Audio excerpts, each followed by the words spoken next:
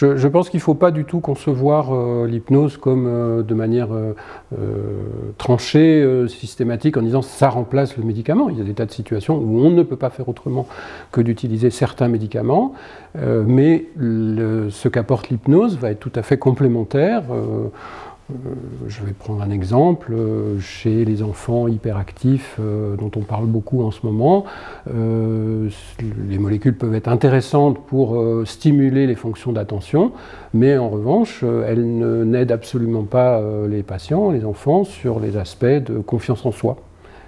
Et l'hypnose, pour rebooster la confiance en soi, c'est tout à fait efficace. Donc c'est une situation où les approches vont être complémentaires et où surtout le patient se sent à nouveau acteur de son destin et de son devenir. Et donc ces techniques connaissent aujourd'hui un regain, puisque encore une fois je l'ai dit, elles existent depuis fort longtemps, mais les patients ne s'y trompent pas, puisqu'ils retrouvent dans ces pratiques, dans ces approches thérapeutiques, un bien-être qu'ils savent repérer et j'allais dire maintenant demander, parce que beaucoup de patients disent est-ce que je ne pourrais pas, par l'hypnose, améliorer ma situation.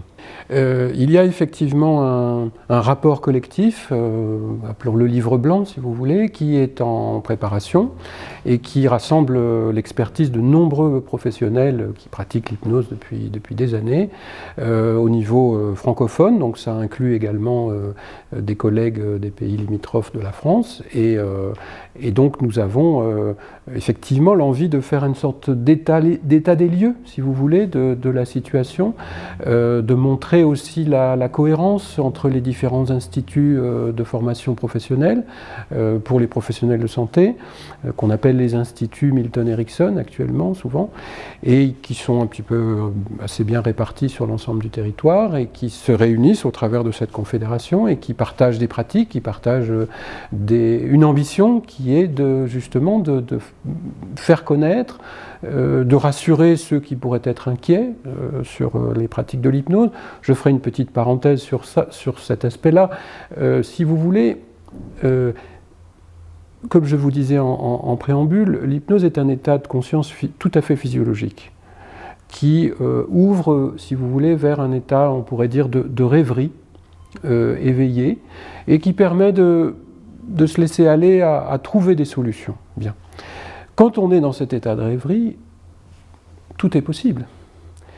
On peut dire, comme lorsque nous étions enfants, on dirait qu'on serait des Indiens. Et donc, à partir du moment où on peut se laisser aller à des hypothèses qui vous font sourire, visiblement, eh bien, on peut aussi se servir de ces états, enfin de ces techniques pour faire sourire et divertir. C'est un outil de divertissement tout à fait intéressant. Et donc, je fais allusion à ce qu'on appelle l'hypnose de spectacle. Beaucoup de gens sont un peu inquiets en pensant que nous faisons du spectacle avec les patients et qu'il y a des pratiques, effectivement, de gens qui chercheraient à abuser des patients ou abuser de leur crédulité en leur faisant croire à une guérison tout à fait factice.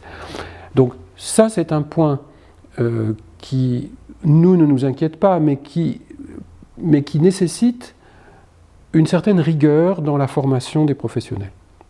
Et effectivement, autant nous n'avons pas de problème avec l'hypnose de spectacle, qui fait son job dans son champ de compétences et qui le fait très bien et qui remplit les salles, même si des fois, bon, on peut dire que c'est un peu brutal, mais enfin, en revanche, nous sommes assez rigoureux sur le fait de ne, comme je vous disais tout à l'heure, c'est pas parce qu'on sait faire de l'hypnose dans la rue ou pour faire du show dans la rue qu'on est à même et capable de s'occuper d'un patient en souffrance.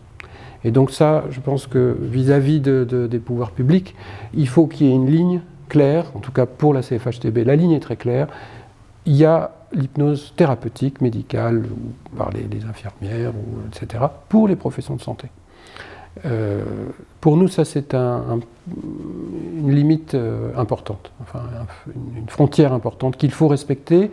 Et je pense que ça sera là encore gagnant-gagnant. C'est-à-dire que si les pouvoirs publics et les professionnels de santé sont d'accord sur cet aspect, je pense qu'ils sont d'accord sur cet aspect-là,